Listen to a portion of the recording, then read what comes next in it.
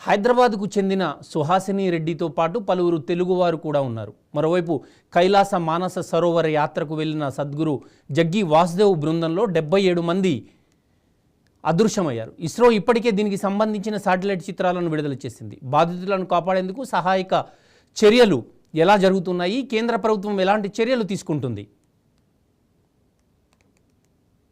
బ్రహ్మపుత్ర నదిపై చైనా నిర్మిస్తున్న 60 మెగావాట్ల మైడాక్ డ్యామ్ ప్రాజెక్టుకు ఇప్పుడు తీవ్ర ఆందోళనకు కారణమవుతుంది. ఇటీవలే నేపాల్, టిబెట్ సరిహద్దుల్లో సంభవించిన జల ప్రళయం వందలాది మంది ప్రాణాలను బలికొనగా ఈ డ్యామ్ భద్రతపై శాస్త్రవేత్తలు పెద్ద ఎత్తున నిరసన వ్యక్తం చేస్తున్నారు. ఇది కేవలం ఒక జల విద్యుత్ ప్రాజెక్టు మాత్రమే కాదని, భూకంప ప్రమాద ప్రాంతంలో నిర్మిస్తున్న ఒక వాటర్ బాంబ్ అని భూగర్భ శాస్త్రవేత్తలు హెచ్చరిస్తున్నారు. 15.94 లక్షల కోట్ల భారీ వ్యయంతో నిర్మితమవుతున్న ఈ ప్రాజెక్టు వల్ల భారత్, బంగ్లాదేశ్కు ఎలాంటి ముప్పు ఉంది? భారత్ దీనికి ఎలాంటి వ్యూహాత్మక ప్రతిస్పందనను సిద్ధం చేస్తుంది అనే అంశాలు నేటి ప్రత్యేక చర్చలో చూద్దాం. మనతో పాటు జూమ్లో అందుబాటులో ఉన్నారు నేపాల్ నుంచి వెంకట్ గారు, అదేవిధంగా ఎన్విరాన్మెంట్ సైంటిస్ట్ సాయి భాస్కర్ రెడ్డి గారు.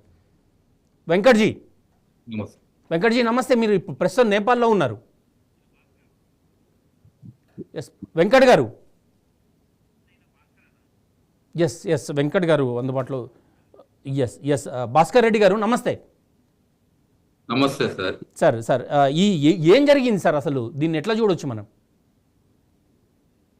ఇది డిజాస్టర్స్ లా డెఫినెట్ గా ఇది చాలా అంటే ఎవరు ఇమాజిన్ చేయనటువంటి పెద్ద డిజాస్టర్ ఇది.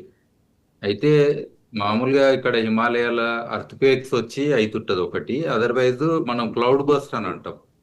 సో అలాంటి పరిస్థితులు కూడా అవుతుంటది. కానీ ఈ పర్టికులర్ డిజాస్టరు ఒక క్లైమేట్ చేంజ్ కూడా మనం లింక్ చేయాల్సిన ఆవశ్యకత ఉన్నది ఒకటి. ఎందుకంటే ఇక్కడ స్టీప్ ఉంటది అన్నట్టు ఓవరాల్ గా మనకు, అంటే హిల్లీ ఏరియా. రెండోది ఏంటంటే ఈ గ్లేషియర్స్ అన్ని కూడా సడన్ గా అది కొలాప్స్ కావడము, దాంతో రాకు, డెబ్రీస్, ఐస్ అదంతా కూడా నదిలోకి వచ్చి పడడం. కొన్ని వందల మీటర్లు, దాదాపు 1 కిలోమీటర్ అంతకంటే ఎత్తు కూడా నుంచి కిందికి పడిపోవడం సడన్ గా, అది నదిలో పడిపోవడం. అయితే ట్రిబ్యూటరీస్ ఏవైతే మన కోసి నదికి ఉన్నాయో, అటు త్రిశూల్ అని ఇంకోటి, కోసి నదికి ఇంకో ట్రిబ్యూటరీ అని, అయితే కరెక్ట్ మనకు నేపాల్, టిబెట్ బార్డర్లో అక్కడ జరిగిన ఇన్సిడెంట్ ఇది. అయితే ఇంపాక్ట్ అంతా కూడా ఇటు నేపాల్లో అవుతుంది, ప్లస్ ఇండియాకు కూడా ముప్పు ఉంటుంది. ఎందుకంటే మనకు మళ్ళా కోసి నది కిందికి వస్తుంది కాబట్టి మనకు కూడా ఇంపాక్ట్ ఉంటుంది. బట్ డెఫినెట్ గా ఇది ఏదైతే ట్రిగర్ అయ్యిందో ఒక రకంగా ఈ కొలాప్స్ తోటి కూడా ఒక భూకంపం వచ్చింది.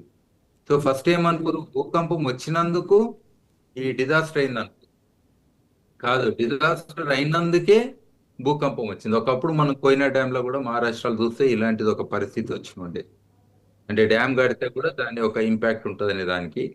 బట్ ఇక్కడ I think total loss of life ఇప్పుడైతే ఎవరు అసలు చేస్తలేరు, కానీ నాకు తెలిసి కొన్ని వేల మంది చనిపోయి ఉంటారు టోటల్ గా. ఎందుకంటే మనం వ్యూ ఎట్లా చూసినా కానీ, ఏ వీడియో చూసినా కానీ, కొన్ని ఇంగ్లీష్ సినిమాలలో చూపెడుతుంటారు.